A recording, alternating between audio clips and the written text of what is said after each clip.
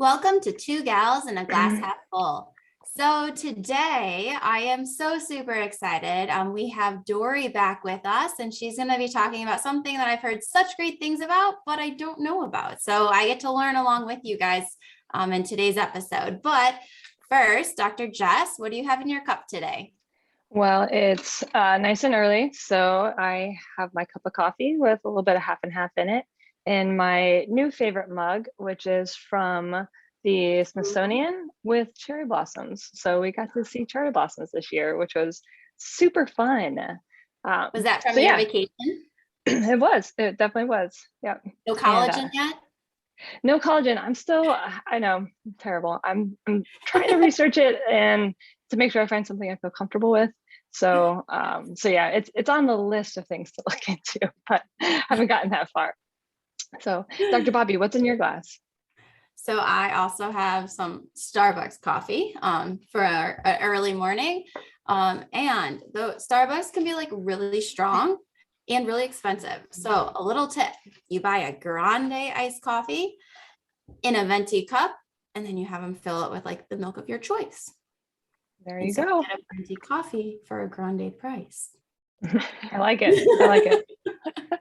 And Dory, what's in your glass this morning? I have some water, but I also have my smoothie. So that's my biggest thing. This is the start of my day. So I use that as my breakfast. I try to make a smoothie the night before. And then I have that for my breakfast in the morning as I'm kind of getting ready and prepped for the day.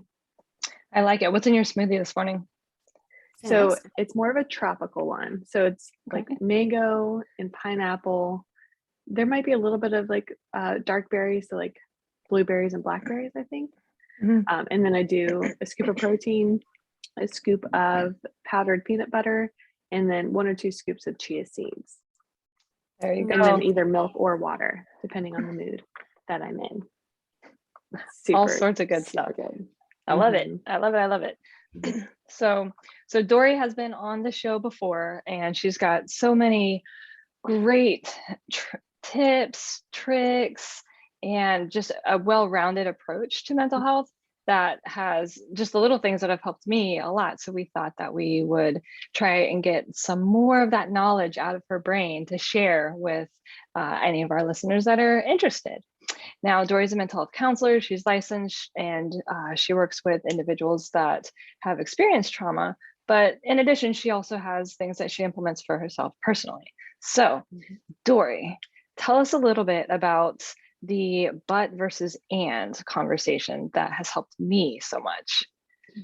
The but versus and, it's a technique. It's used in a lot of different kind of modalities, but really it's kind of a communication technique overall.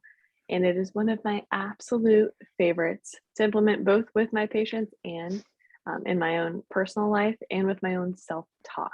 So it's something you can use literally everywhere. So the idea, the very like simplified version, is instead of using but for the majority of your conversations, especially in the way that you're talking to yourself or someone else, replace that with and. So it's just a little trick, but as soon as you hear it, you're going to start hearing but. I mean, just constantly. You're going to see like how much you use it. So the idea of but versus and is oftentimes whenever we're communicating with someone else or ourselves in our own self-talk, every time we use but, have you ever heard that? It kind of like, it negates everything that you said before, right? So I worked out today, but I haven't lost any weight. It's just kind of a very light example. So we're highlighting ourselves for working out, which is great, and then immediately tearing ourselves down because we don't have the results that we want. So the idea of but versus and is that using that same exact sentence, whenever you incorporate the and, you have to reframe your thinking. It almost forces you to bring in like a positive kind of perspective. So I worked out today and I'm still working to reach my goal weight. And I'm proud of myself for being on this journey, right? And I'm happy that I did something today. I got out and did something. So it's an immediate reframe. And as soon as you hear it, I mean, oh my goodness, it is going to just like, it's going to be like this like red kind of like flashing, like I always call it like a taboo buzzer that's going to start like going off every time you hear it, because it's so helpful. When you're talking to other people, same exact thing. So if I'm talking to my partner and saying, I appreciate that you took out the trash, but you didn't take it out on time. Right? Even that little thing, it's like, wait, what? It's almost like a backhanded compliment. So instead it's, I appreciate that you took out the trash, and next week, let's work to try to get out a little bit earlier. Maybe we take it out the night before. It's I this like that. forced reframe. I love that. I feel like I will hear myself for a while and I almost won't know how to do the and. Like it'll be but well, okay, my sentence stops there for right now, Yeah. and really have to think about like, oh, because you can't say, it's hard to say a really positive thing after the word but. Absolutely. And you bring up a really good point. It's not going to happen overnight. Like the change doesn't happen overnight. When we're trying to implement something new, right? It's hard and we're going to fumble. But I think that's where a lot of like the power comes in, is when we fumble, because it shows that we're actively trying to make that change.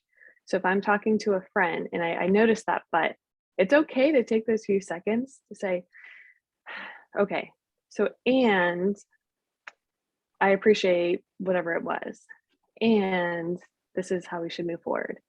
It's okay to fumble because it shows that you're trying, and it shows that you're actively engaging in that changing of that kind of reframing of your communication.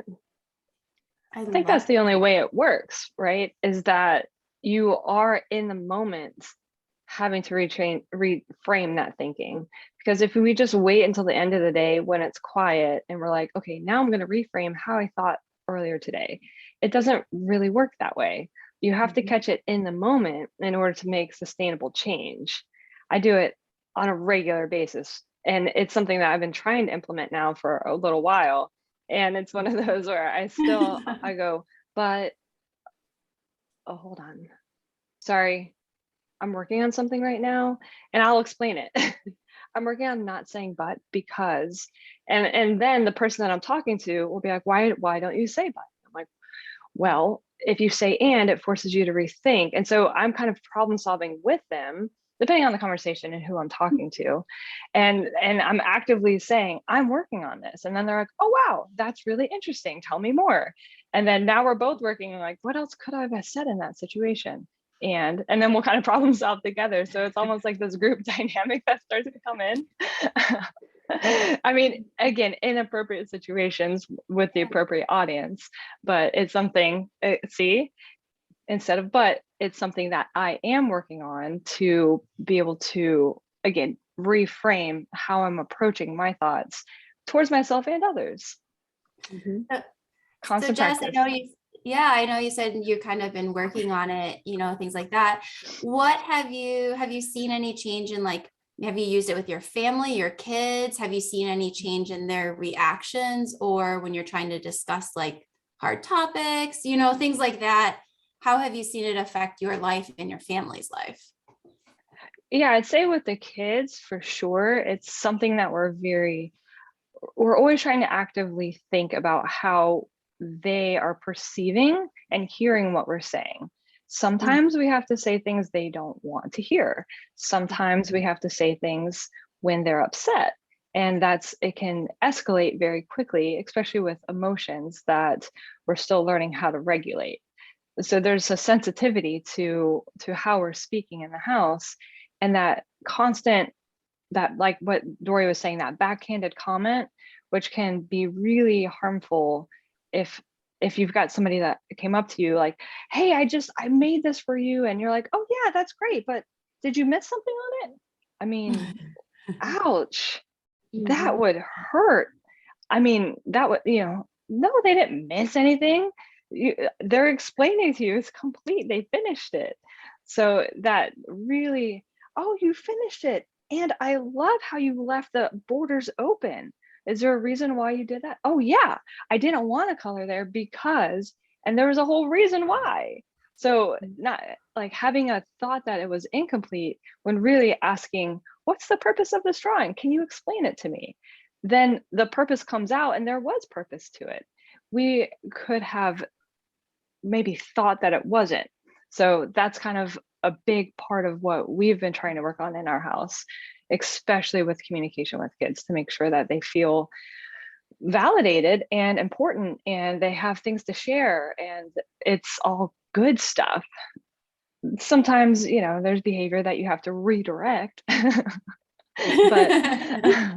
but celebrating the wins as much as we can is something that we are very sensitive to. Yeah.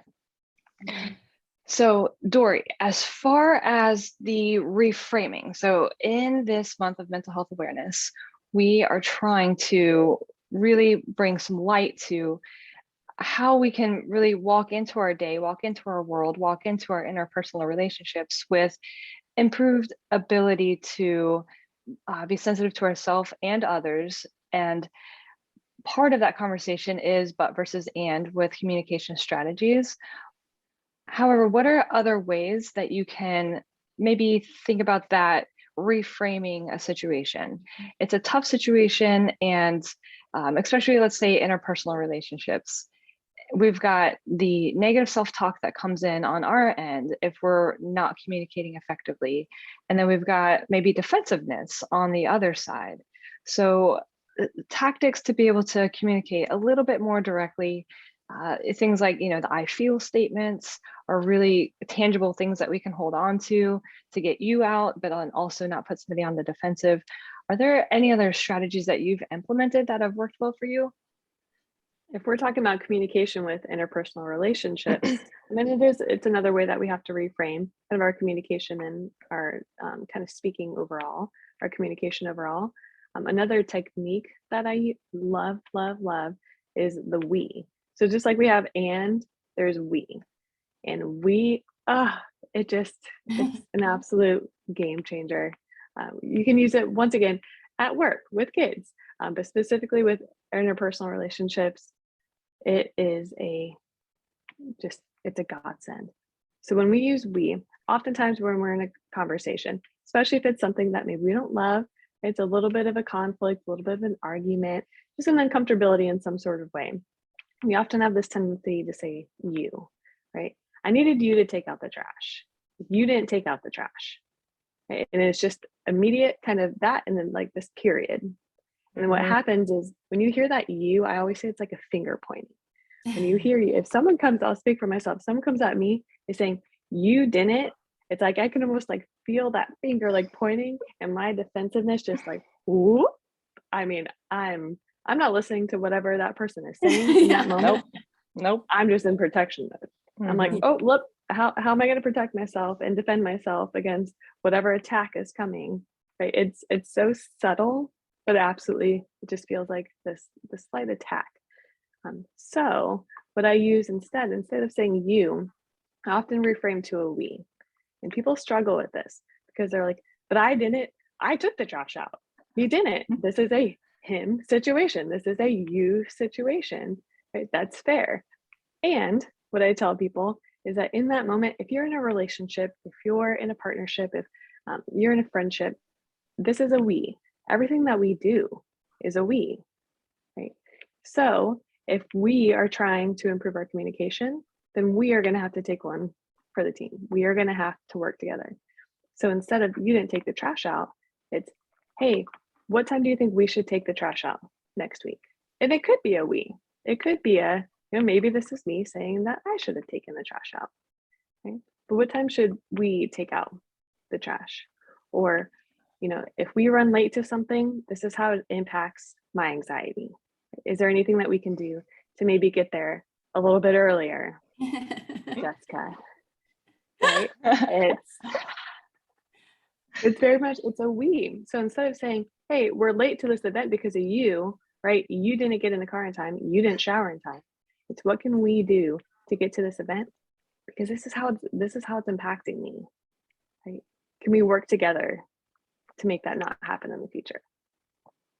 A we is, oh my gosh, it is so cool. You'll hear it just like the but and you'll hear the you versus we all the time. What do you think about it? I love it. And I completely opposite example, or different topic, but I have always said, looking at sports team, it's always they lost, we won. Like whenever like you're talking about your team, I know, and I didn't notice it like in a conversation with another person as much, but definitely in teams, like, oh, they lost, oh, but we won, like instead of like, you gotta pick one side, like you're either part of that team when they win and when they lose, or you're part of it when they win and lose, you can't pick one or the other. But I love that. And you're almost asking for their opinion and their input, and everyone loves to give their opinion and input into something versus being defensive. Even when you said you and you're pointing with it, like instantly you want to be like, what did I do? No, I didn't. Like you instantly, I love how you said protective mode. It's definitely a protective mode that you get into. Mm-hmm. Absolutely. It's something that is, I feel like it makes me more intentional with my words, and it's inclusive with decision making.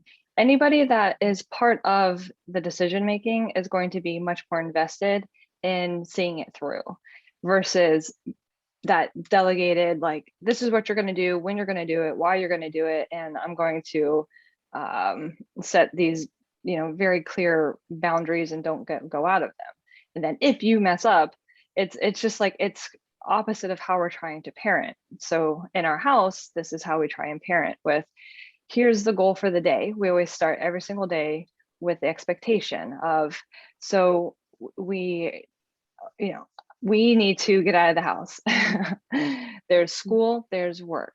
Now, what's the plan in order to make that happen? And everybody can be part of that plan. Then we're not screaming and fighting about brushing teeth and everything else that needs to happen, get shoes on. We went through all of the steps and we all got ready together, and then we left the house together. The plan was put in place ahead of time.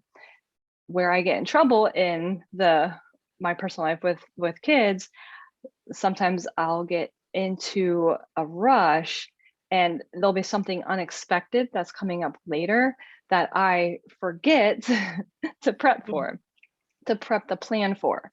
And that's when it's like, wait, we didn't talk about this. This was not the normal plan for the day. And then that's when I'm like, that's on me. I could have done a much better job at preparing for this situation by including everybody in the decision, meaning including the kids in the decision and not just throwing it on them. Now, there's times, obviously, when it's time sensitive, if something happens and you just have to change the plan. Oh no, there's a hurricane coming, we have to evacuate. Oh, there's this going, we need to do this. There's not time to really say, oh, let's all work together and make a plan for the day. There's times where there's just that, like, we've got to make a decision and go because of safety. Otherwise, that's on me to really make sure to have this conversation in advance so that everybody's part of the plan, so that as the day progresses, it's just unfolding and everybody was part of how it unfolded. And then again, big time, significantly decreased resistance for the day moving forward is what we found in our house, which has been super helpful. And something I was actually just talking to a colleague at work about yesterday with their morning routine, getting shoes on to get out the doors has been a very big resistance because it's a power struggle, because it's all about that power struggle. And it doesn't need to be a power struggle. There's ways to again, reframe how we're approaching everything. So kids, work, interpersonal relationships, it's a tactic and strategy that I think works really well. I've implemented it on many, many occasions and have found it beneficial. And it can be used to be proactive, right? Like you're saying, that's the great thing about it. We can be proactive and we can avoid a lot of unnecessary conflict or really just kind of miscommunication to enter into. And it can be used when we're in conflict.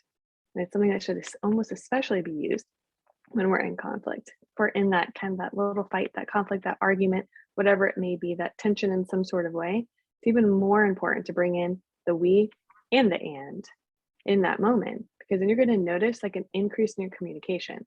So rather than just defensiveness and running in circles in that fight, that same fight, that you have every other day, try these communication techniques. You'll notice that we actually get to the root. We find that understanding. We can actually talk about what we want to talk about rather than just talking about how angry we're feeling in that moment. Right. It really gets to the depth. Well, and I loved your example of the garbage, like in both we need to like practice and using the and it seems like it helps you get what you want. Because when you're trying to talk to someone and confront someone because there's something wrong and you start putting it on them or blaming them and they put up that wall, like you're not getting what you want or what your goal was. And now you're making them mad. So now they're not listening, so it's kind of like backfiring in every way possible. Whereas using the and the we, they get it. They understand that the garbage was taken out too late, but this is like creating a conversation and it's not making them defensive. And then that way it almost feels like it opens the lines a lot more. Mm-hmm. Mm-hmm. Absolutely. It absolutely does. And it's something that you can check yourself on, you can check others on. I know when Jess and I have been together, she'll say something. I'm like, and like you just kind of this subtle, like this subtle, and then it's that moment where once again in that moment you can say, oh, okay, how can I? And so it's that real-time learning that really affects that change. It does, it opens that communication and it avoids conflict and it handles conflict, it manages conflict, and you can really, really grow. There's so much power with family members, with partners, with coworkers. I mean, everything. You're absolutely right. I mean, it grows, it opens that communication, which is huge. Absolutely. Oh, go ahead. I was going to say, I just feel like in regards to that, for example, like when you use the garbage, like maybe there was something going on that you didn't know about, and so if you come off accusing right away, you didn't give them an opportunity to be like, hey, my mom called, she wasn't feeling good, I needed to make sure she, like just those things that come up, because then sometimes you're, what is it called? Sticking your foot in your mouth like that, and you're like, oh, now I feel stupid or bad or whatever. You're absolutely right. We often see things, oh man, I can go on a whole tangent, but we won't do that. That's another podcast about kind of our precipitating factors that we have. But absolutely, right? We don't know what other people are going through. You can be married to this person, you can be friends to this person for 30 years. You don't know what happened to them that morning. You don't know what influenced their behavior, what's influencing their actions. You don't know. So for us to assume in that moment, we're probably miscommunicating. So absolutely, I think you're absolutely right, Dr. Bobby, that's it opens that communication to like, oh wow, I'm sorry, I didn't realize that your mom had called and she's not feeling well. Right? We got to that before we got to accusing. That's so much better. That's so much better. There's been plenty of times when I've implemented it intentionally, knowing that I was going to have to bring up something a little bit sensitive, and then something like that comes out, or even just like it's not even anything big, but like I realized, oh my goodness, I almost really created a situation that didn't need to be created at all.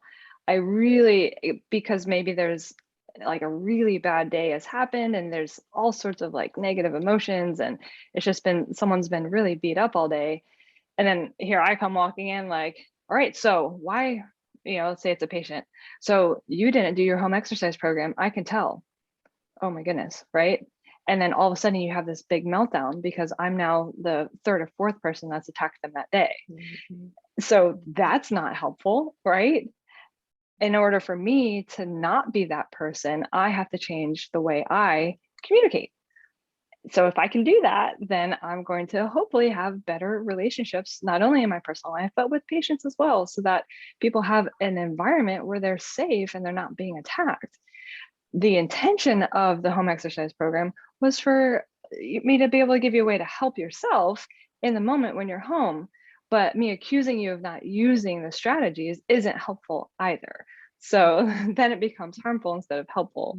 So, and that's so much of what happens in healthcare. How many times do we walk into the doctor's office and it's like, oh, well, if your blood pressure is too high and your weight is too high and the blah, blah, blah, blah, blah, blah, blah, and this whole laundry list, and what are you doing about it? It's how good does that make the person feel? I mean, that's not helpful at all. be part of, include them in the conversation, in their health or in whatever's going on. And then there's probably a lot of other contributing factors that are going on. And then you can help to make a sustainable plan for reaching those goals, instead of it being like, well, you just need to do it. You just need to take your medicine and you need to lose weight and then that's it.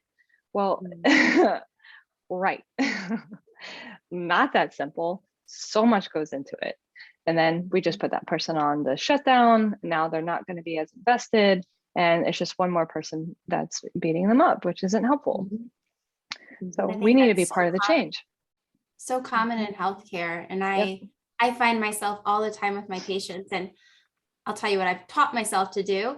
But so many times, like, people run late or no show, and my schedule is really full. So like, and I'm one of the only PTs, so new patients and stuff are on mine. So if a lot of people are no showing, typically they don't get put on my schedule because it's taking a space. And so I remember one time I had a patient no show for like a week and didn't answer calls, did nothing. And so like immediately you want to be like, okay, they're never on my schedule again, and they come back, and this specific patient had lost 1 or 2 family members within a week. You know, they weren't physically able to function to call to cancel their physical therapy appointment. They had much other things going on, or when they're running late and you don't know why. So for me, what I do is to allow myself to release those frustrations, because I do think that's important for us in healthcare. When patients are late, it may not be their fault, but it still affects our whole day and our schedule. Is then I, in a place where the patient can't see, will let those frustrations go with like my tech or a coworker, take a deep breath, and then I go present to the patient and like try to hear the story. And I will say a good amount of time, it's not that they just didn't feel like coming in, you know, or they were just running late for no reason. Normally there's a reason behind it. So that way I'm not creating this bad relationship, but I still get to like let my frustration go so I can reset myself to go and be a good therapist. Yeah. You know. Right. And it's hard because you know what that means. You know the rest of your day is going to be more difficult. It just is. There's no way around it. And so you're like, okay, but we're going to make it happen because they're here and they showed up and they made it. However, we do need to make sure that we're in the mental space to not be like, okay, fine, now come in, let's go, let's get started. Like, not helpful. That's not going to be a beneficial day for us as a provider to then be present for our next patients, but then also for that person, meeting them where they are as well. So there's, and it's just tough, but there's ways that we can be much more intentional about how we're approaching our communication. Yeah. Awesome. Well, Dory, we really appreciate you coming on. I think these topics of the but versus and then the use of we are huge and could be very helpful for individuals to start to practice. It is something that requires practice. It's not something that is, oh, you just start doing it and then it just is better. It is intentional practice, and it's constant reframing of thinking and communication strategies. So that's our challenge for the week, right? So the challenge for the week is to implement but versus and we, and see how it goes. Have people around you help you, make them aware of what you're trying to do, and have them call you out in a gentle way if you use a little bit more pointy conversation or the but, things like that. And then it's going to make you more aware of, oh, I didn't realize I do say that a lot. Oh my goodness. Okay. I could, in the moment, try a different strategy, use and, then what would you have said? And then it becomes easier and easier as you implement it. So that is that's the goal for this coming week. And then next week, we are going to have another mental health counselor on to wrap up our mental health counselor or mental health awareness month with the podcast. Her name is Melissa.